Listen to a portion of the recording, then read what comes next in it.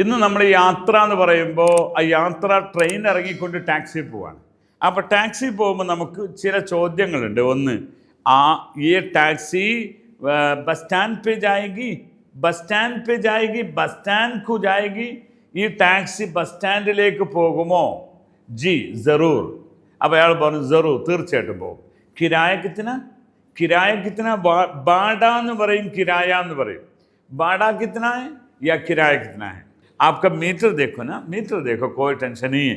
നമ്മൾ പറയുമല്ലോ, നമ്മളെ നാട്ടിൽ തൈരല്ല അവിടെയൊക്കെ മീറ്റർ देखो യാർ, മീറ്റർ നോക്കിക്കോളൂ, അതിനനുസരിച്ച് നിങ്ങൾ തന്നാൽ മതി. അങ്ങനെ അത് നിങ്ങൾ പോകുമ്പോൾ നിങ്ങൾ പോകുന്ന വഴിയിൽ ഒന്ന് നിർത്തണം. എങ്ങനെ പറയണം? അവിടെ ടാക്സി ബസ് സ്റ്റാൻഡിലേക്കാണ് നിങ്ങൾ ട്രെയിൻ ഇറങ്ങിയിട്ട് പോകുന്നത്. ജറ റുക്കിയേ ജനാബ്, ജറ റുക്കിയേ ജനാബ്. ഒരിക്കലും ഹോട്ടലിൽ പോകണം.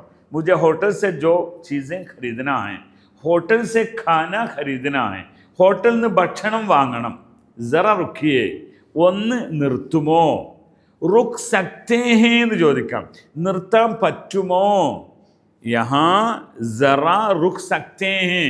അപ്പോൾ ഒരു പക്ഷേ അതല്ലെങ്കിൽ പോകുമ്പോൾ നിങ്ങൾക്കൊന്ന് മൂത്രം ഒഴിക്കണം, അതിനൊന്ന് നിർത്താൻ പറയണം. മുझे പിശാബ് ഹേ, പിശാബ് കർണ ചാഹിയേ. പിശാബ് കർണാൻ മൂത്രം ഒഴിക്കുക. അവർക്കിപ്പോൾ ഓർമ്മ ഇല്ല, ഞാൻ പിന്നെ എങ്ങനെ ആക്ഷനും കാണിച്ചു കൊടുക്കേണ്ടി വരില്ലേ?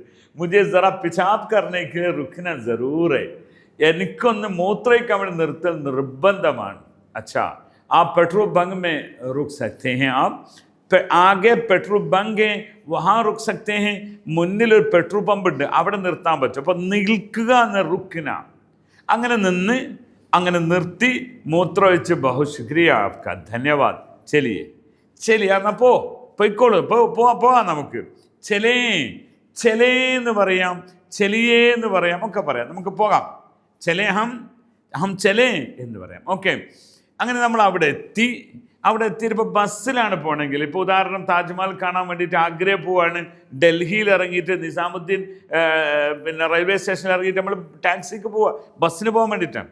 അപ്പോൾ ബസ് കബ് മിലേഗി, അല്ലെ ബസ് കബ് മിലേഗ, यहाँ से कितना दूर पड़ेगा, यहाँ से वहाँ को कितना दूर पड़ेगा. നമ്മൾ മലയാളത്തിലെ ദൂരം, അത് ഹിന്ദിയിൽ ദൂര് എന്ന് പറയും.